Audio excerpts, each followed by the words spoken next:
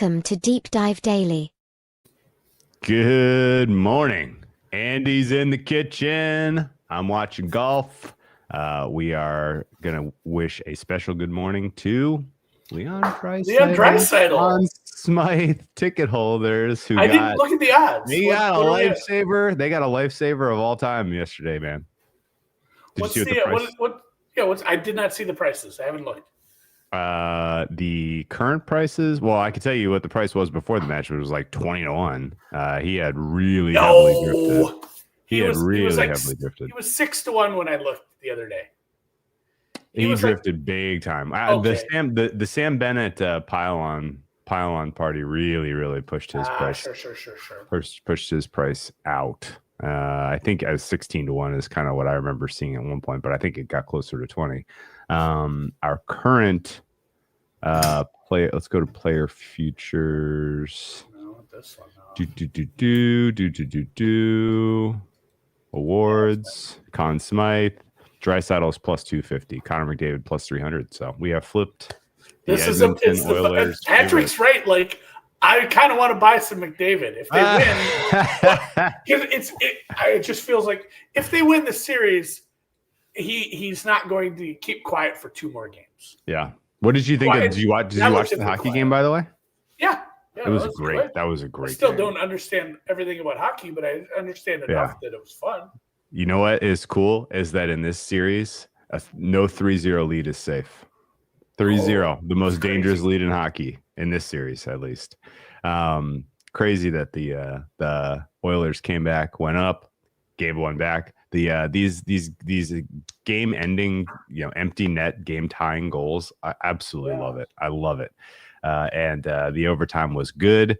Draisaitl, a little fortunate on that goal. It bounced off some skates, but that's okay. You need a little luck sometimes. It is notable though that Draisaitl, Andy, he set a record. Yeah, it's his fourth overtime winner in one playoffs. Never happened before. Just in case you're a voter out there and you're listening to this podcast, which I would be surprised, but you never know. That has never in the history of the universe happened where a player has had 4 overtime winners in one Stanley Cup playoffs, and Leon Draisaitl has done it. So warrants some recognition, I would say. I think the goalies are probably dead. I will say I don't. The goalies are hockey. Dead. I don't give out like hockey bets, and I don't obviously handicap hockey. But I did say, hey, smart people are saying this is going to be a long series. Yeah, they were right. A couple high scoring games. I said like take some overs on longer shots to score 2-3 times, or the points on something. So, and there's been a lot of goals that were, non-superstar goals too. So hopefully people get some fun numbers on that. You'd be surprised at this point if this thing ends in less than 7, right? I don't know. I mean, the margin between these two teams is virtually no. Like, we've had 3 overtimes in 4 games. I don't know what else to tell you. It feels like it goes at least 6, right? Yeah, I'd say 7. But yeah, at least 6. I think that's a good bet. Is there an over 5.5? Is there an over 5.5 market anywhere? I bet you. I would like that. I'll lay that. I said this 2 weeks ago. I think I said it's going to be 2. They're going to split the home series, and we go fridge tour. You don't want to do a fridge tour, because it is barren in there. I have a huge Instacart order that the wife is picking up. We live like so far out in the country. Instacart ain't coming here. You ain't getting that shit delivered. But I don't hate the pull up to the lot and they just bring a shitload of food out for you. That's kind of I like shopping on the computer a lot better. So fridge tour is not happening today, guys. Much like the Panthers getting out to an early lead and then giving it up. We have Panthers mega fan Brooks Koepka now +2 on the day, Andy. Ah, boy, that was a nice little run he had there. It's so stupid. Knocking on the door of the co-lead, and now he is tied 9 at even par. So it's an awesome course. Funny too. I'm cheering against Koepka, so yeah, I'm fine with the second part of his first half. Okay, I'm dying to get to our cooking. I'm dying to talk golf. Yeah. Let's touch on basketball real quick. Game 4 is tonight. Who knows? My current series fare is Indy plus 198, OKC minus 198. My fare for this game is OKC minus 3.9 and 224. Do with that information whatever you feel like. I honestly have no idea how this plays out. I give up. I'm throwing my hands up. I'm taking my Western Conference winnings, and I'm just going to enjoy the rest of the NBA Finals as a fan. I'm not even kidding. I might not make another bet on unless we get to a Game 7, which I'll play an under. And it feels like we might get to a Game 7. I might do some player props tonight just because it's a Friday night. You know what? Here's the thing. I'm probably not going to watch. Kids want to go to the How to Train Your Dragon movie. Oh, a lot of buzz about that one. It looks pretty good, so might end up going to that. There's I crack up every time I see that because we have 2 cats and one of them is this little stout black cat and she looks exactly like the dragon. Like snaggle tooths, green eyes, everything. It cracks me up every time I see the previews. Anyway, the golf. You want to talk golf or do you want to start cooking? And then we'll talk golf. We can talk golf quick. The golf is simple. Hit the fairway, and you can probably stay out of trouble. The rough is like a 3/4 of a stroke penalty. Like you are very. And I've seen a few guys do it this morning. You even find their way out of trouble. It's so hard. We saw Spieth where he had an impossible lie. He hits a full swing in the rough. The ball goes 2 feet. You know, and the girl down on the sidelines, I can't remember her name, but she was close enough to it. She's just like, yeah, it's kind of what was going to happen. Like he was just screwed. It wasn't even a bad shot. Yeah, he's like yeah. The odds of him getting it out of there wasn't great. A lot of tough shots like that, and you see these greens too, where there's spots where, hey, you're not even short-sided, but you're uphill. Yeah. You know, so there's certain greens right now where you want to be short-sided, and it's fine because of the way the greens slope, and you don't have to try to stop the ball on they're running, at least 14 right now. It's so fast. 14 and a half percent. You guys don't bet golf. Short-sided means the pin is closer to the edge than it is to the farther edge, so you have less green to work with when you're chipping up onto the green. And usually that's bad because you don't have room to hit a nice little runner or knuckler or a flop shot. But there's a lot of these holes where it's completely different than even yesterday. And, I mean, it's the smart players are making smart plays. There's been some lucky chip-ins. I still love hey, let's go to a guy that's, 12 shots off the lead. Let's go to a guy that we've never heard of hitting out of the sand. This happened a moment ago. I'm like, is it going to go in the hole? I'm not watching a lot of the main broadcast. I'm mostly watching the Hovland, Morikawa, Scheffler group. I love the featured groups because I love being able to hear them talk to their caddies. I love seeing every shot on the course because it makes you just kind of have a better understanding of the course. Hovland with the log putt, finally. Oh, my God. Somebody taught Hovland how to putt, Andy. Uh-oh. Hovland learned how to putt. Uh-oh. I'm obviously cheering for Hovland. The players that I have a stake in this tournament are running well today. But that said, I've seen enough golf at this course to know that you can never feel comfortable. There's been also a lot of cutting to a player over a very short putt and then missing. A lot of that. So yes, it is never over till it's over. But what a putt! Great job, buddy. Holy hell. I love it. I'm not 100% sure if the highway was built in the middle of the course or if the road was there and they built the course around the road and then the highway. This course is old as the hills, so the turnpike was not there in the 20s. They did a weird little info about the course. Where they're like, these guys sold this steel melting, oven, and they used the money and they bought the land to buy to build the course, And when they were showing it, the million-year-old photo they used did have a road going through. Yeah, I'm sure it was. I'm sure it was a main. Like you think about any main highway that you're on, Like it usually goes between one city and another. And that was, I mean, there was probably at one point wagon ruts on that road, you know, a thousand years ago, but like 200 years ago. So, Casey trying to take us off topic. Any NFL news of note? Sounds like AB's NFL comeback might not happen this year. Nope. The news of note, it sounds like Daniel Jones is just your new quarterback. Indiana Jones is just happening. Anthony Richardson hurting his shoulder and Daniel Jones playing well enough in minicamp, I think, is pretty much going to just make that a thing. I mean, has anybody said that for sure? I have no interest in any positive Colts if Daniel Jones is under center. No, thank you. I haven't seen that as a for sure at all.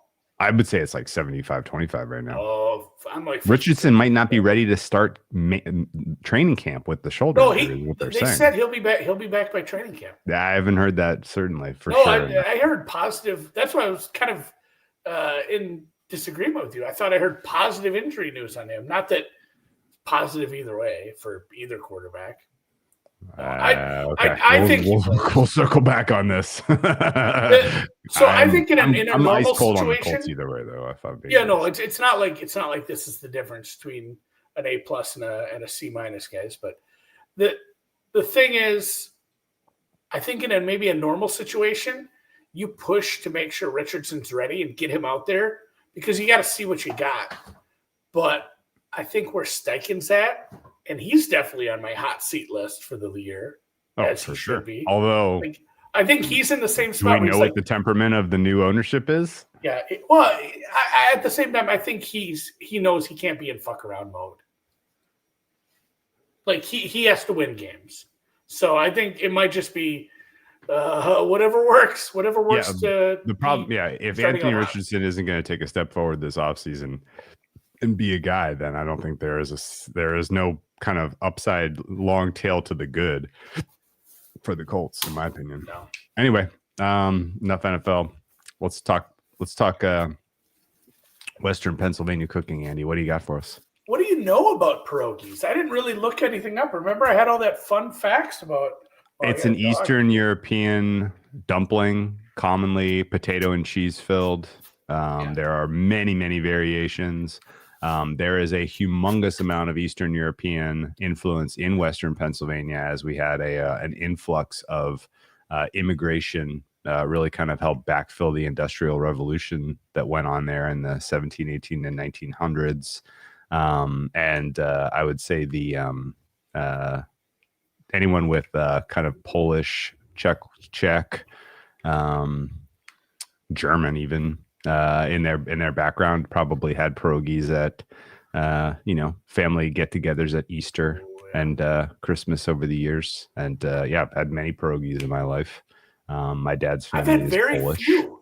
Yeah, not something that my grandparents or mother ever made strict. Even though my grandmother is half Czech, we're mostly the white empanada. It's a white empanada. It is kind of a empanada. All right. It's not fried, but yeah, it's more of a dumpling. So, it's closer to a dumpling. You could deep fry these. You could. I've had actually a deep fried. I might. Yeah. I think I've probably had like pan 10 fried. pierogies. Pan fried and butter is the preferred. Yeah, I've probably had 10 pierogies my whole life, and 3 of them were last night. Oh, really? You're kidding me. I don't believe you.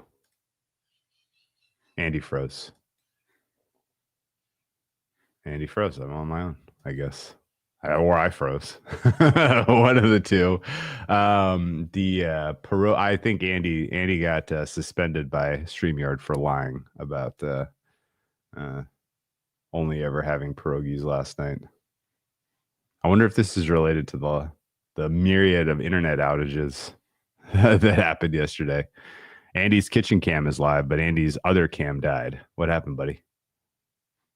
Oh, boat Andy's back. It's trying to come back.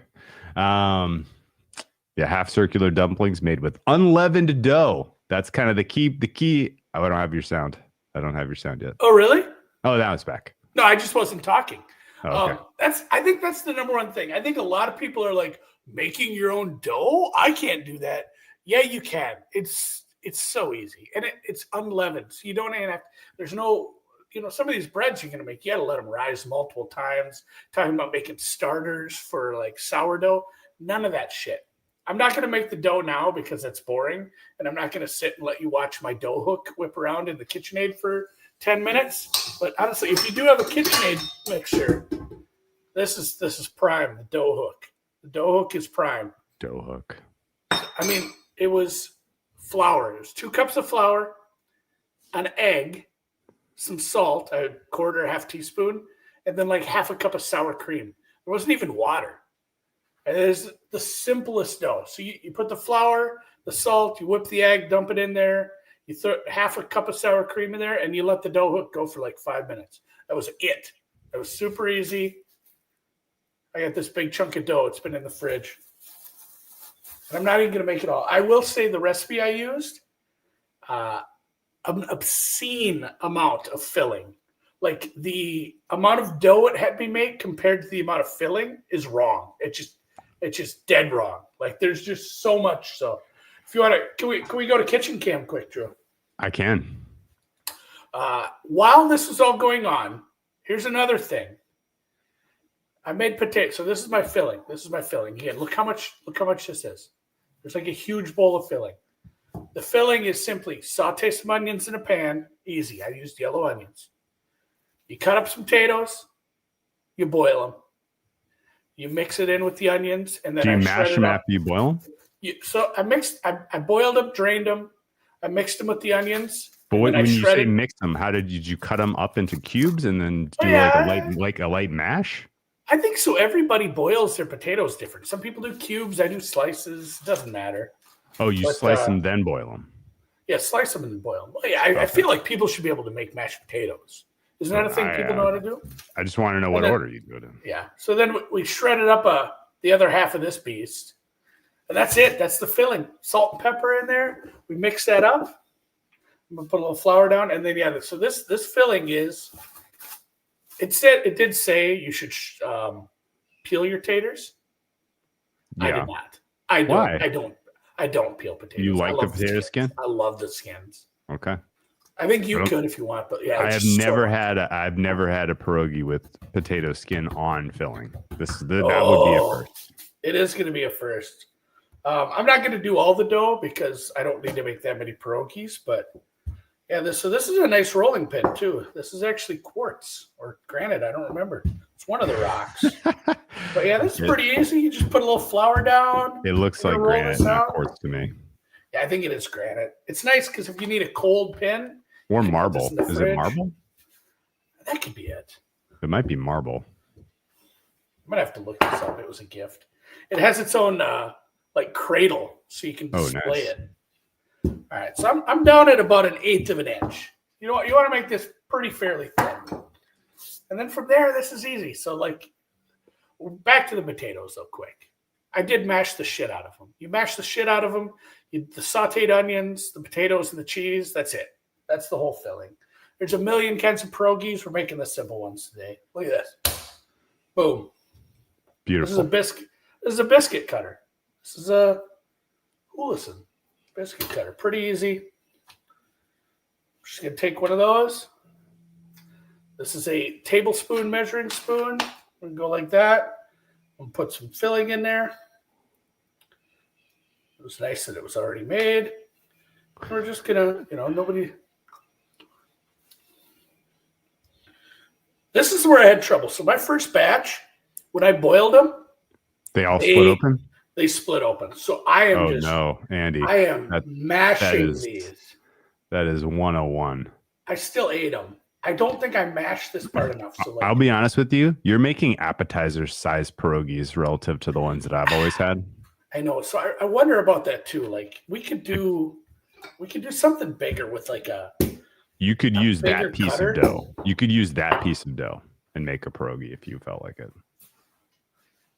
Here, should we make a big ass one? Let's cut this out with a bowl. Ooh, I like it. That didn't cut nearly as clean, but that's okay. You got the shape that you were looking for. Yeah, it doesn't matter. So yeah, I did make small ones, and this is the biggest biscuit cutter I own. That didn't turn out all that well. Did you know that the word pierogi is the plural form of pierogi, the generic term for one filled dumpling? One filled dumpling is a pierogi. You kind of got a pierogi is multiple filled dumplings. Derives from the Old East Slavic. This is just a pierogi then. So this is I did really got to get that together. Beautiful. And then I like to take the fork. Yes. Thank you. You got to make the marks. Thank you. I do both sides. Why wouldn't you? Oh yeah, these actually were pretty yummy. I had them last night. I didn't care that they split open. They didn't split open to the point that I was losing filling, but they did split open. All right, so we got that boy. We have to do this a bunch of times. So at this point, we're boiling this in boiling water for 8 to 10 minutes. All right, it's probably something you want to keep an eye on because the actual answer on the time is when it's done is when it's floating. You want that to float. I'm not going to sit here and wait 10 minutes to boil. I've got some I made last night. The magic of television. These are already boiled. So we're just going to take an obscene amount of butter. Look at that. Okay. Oh. Yeah, you want like an actual depth of butter in your pan. Yeah. That is my experience with these. Oh, she took my good spatula. Oh no. Well, it's just I have my small cast iron pan. This cast iron pan is a Wagner. It is from the 1940s. It belonged to my great grandmother. And it is a better pan than anything I've ever bought. Look at this. Oh yeah. And then we're just gonna put them in there and let them fry up. And we can talk about whatever we want while we wait. I would say that there are a lot of examples of people using brown butter. Like you literally let the butter go until it starts to turn a little bit brown. Brown butter finished pierogies are a thing. This is great, man. I love it. This looks awesome. Traditionally, a Christmas Eve and Easter dish, at least in my culture. God damn, you did a nice job of sealing the pierogies. I'm proud of you for that because although it does sound like you learned the hard way. It was, but they were still edible. They were edible. They were just, and yes. So when I did it last night in my bigger pan, I had some onions that were already sauteing, which I think the timing on that was a little off because by the time the pierogies were done, those onions were black, and I had moved them off to the side even. So, okay. But I mean, there's onions inside. The two traditional ways to serve it are with sautéed onions and with sour cream. Those are sort of the two most common ways to serve. But you did a nice job here, good man. Burner. Get them. I know I love my little hot plate, but it is not as hot as I think I want my oven. So we're gonna move it. They're working behind me. I feel like this song that Ethan is singing, "If You're Hungry, Let's Do It," fried my pierogi. Is that a polka? That sounds to me. That reminds me of a polka, and it might be the pierogi polka. All right. So this begs the question, and Berto just got to it. Yeah. We have pierogies. Yeah, I am going to serve it with some sour cream. I love sour cream. I did salt them after I took them out of the fryer, just like lightly, a light dusting of salt on the outside too, just so when it hits your tongue, it's like how when you salt the underside of a potato skin. Yeah. So I knew you were making pierogies. I had to come up with something.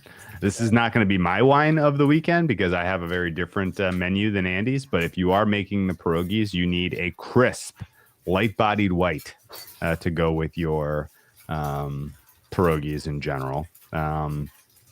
Anything that's going to have this type of, higher on the, rich fat. If you're serving with sour cream in particular, yeah, I would look. We've talked about Sauvignon Blanc in the past. That one counts. But considering that this is an Eastern and Northern European fare, there's an easy answer to this, and it is Riesling. Find yourself a good Riesling and you will be delighted with the way that combines with the pierogi. And you want a recommendation for a Riesling, Andy? You can probably find this in a Whole Foods. You can probably find this in a grocery store. And if you are one that's inclined to like actually make a little bit of a journey for a wine, then this is absolutely up your alley. And it is called Big Salt. Big Salt. This is an Oregon white wine. It is a Riesling, but it's a little bit of a white blend. And I was tipped off to Big Salt from one of our sharp gambling friends, Egg Pete. You know Egg Pete? Oh yeah.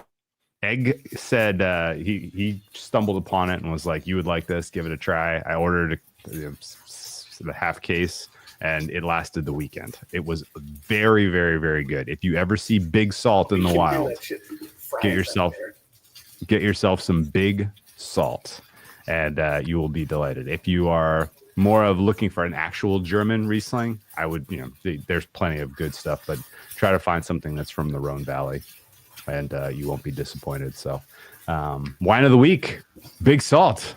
When my wife first started wanting to be a wine drinker, yes, she just felt like she was too young or too old to be like just mixing up cranberry vodkas at home when she wanted to have a drink.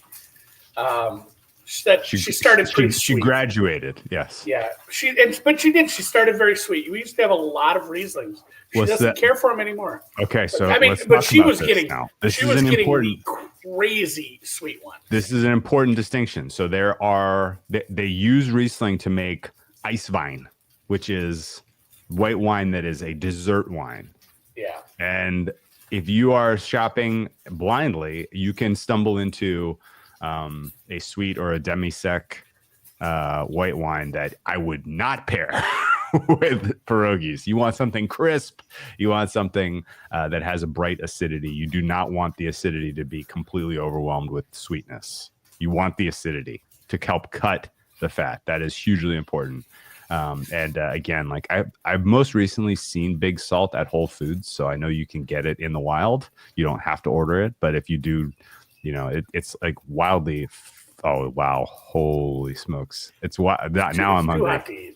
Now I'm hungry. Yeah, you made I think Patrick said it before. Yeah, that's straight molten lava.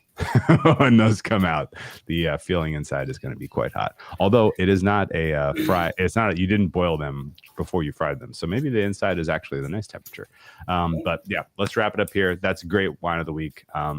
I will tell you about. If you do like Rieslings and you wanted a little more spice, and maybe again it probably doesn't go with this, but a good Gewürztraminer. Sure.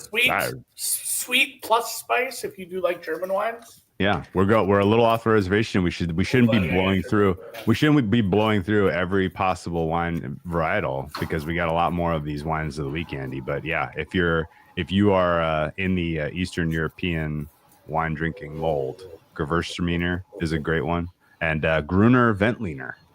I'm sure I'm not pronouncing these correctly. If any of our European friends are listening, apologies. But Gruner Veltliner, largely from Austria. Very pretty close. It's close. Okay. Grün. Gruner Veltliner. Look at that. Wow. I think while you were cooking, Victor Hovland made an absolute mess of this hole, which is that's what I'm saying. Everybody, he's kind still of a bummer. He's fine. He's not 8 over. Everybody on the course is going to make the mess of several holes today. It's going to be fine. I'm going to have to figure out what this. He got a double. Fuck. White Plahway and Eagle. He'll be all right. All right. Well, let's call it. Let's call it a day. I'm going to put the rest of the great job by you. Make some giant pierogis tonight.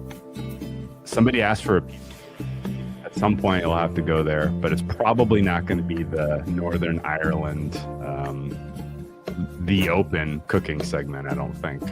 Right? Yeah, Northern Ireland, not known for their pizza. Not known for their pizza.